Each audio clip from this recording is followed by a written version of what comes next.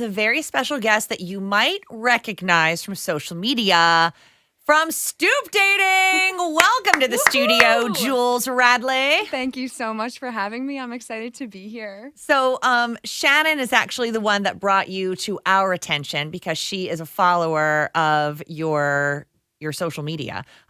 So tell us a little bit about what it is, and then Shannon probably has 1,000 questions for you. Yeah, definitely. So Stoop Dating is basically a social media dating series where I pair two couples on a blind date on a stoop in South Boston.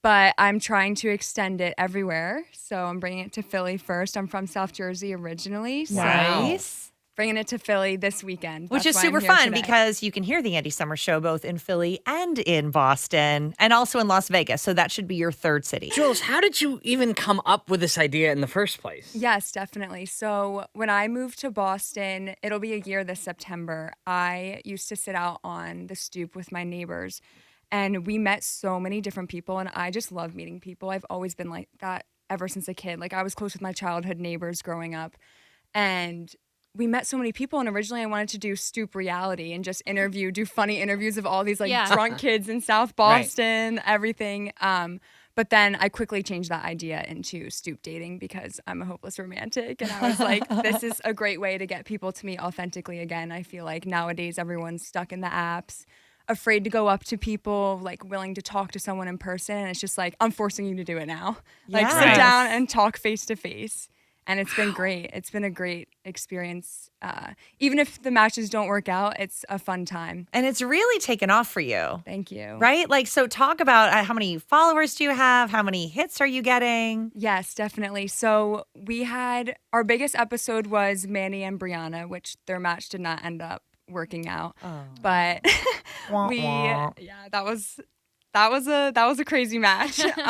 They did not work out, but we have about 15,000 followers on TikTok now, and then 6,000 something on Instagram. That's Wow. amazing. Oh my Thank gosh. you. Yes. So on the Stoop dates, people fill out an application and then you pair them together. So what's that like? How do you know, or how do you think they're going to be a match? Yes, definitely. So this is where my neighbor and roommate come in, Devin and Maudie. They offered to help me with Stoop Dating, and now all three of us work together to matchmake. And I think it's also good to have other eyes on it and not just one person doing that all at once.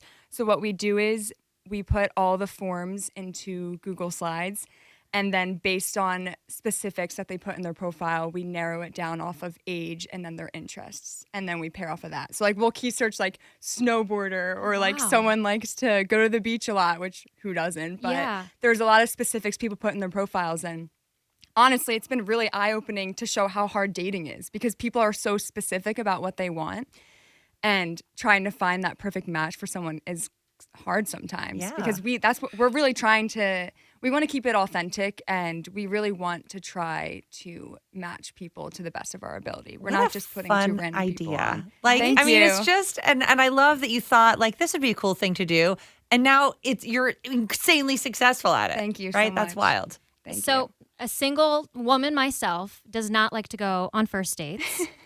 And I wish my friends could be there in the moment to help the conversation flow. And that's what I love, that you're there on the date, helping, them ask questions and find their interests. And that just has to take all the nervousness out of the first date. Definitely. Being the mediator, I also love being that person. I love the awkward silence. I don't believe in cringe. I don't believe in cringe. I don't believe in any of that. I'm be your weird self. And I think that's why people are comfortable with me, because I don't care about that stuff.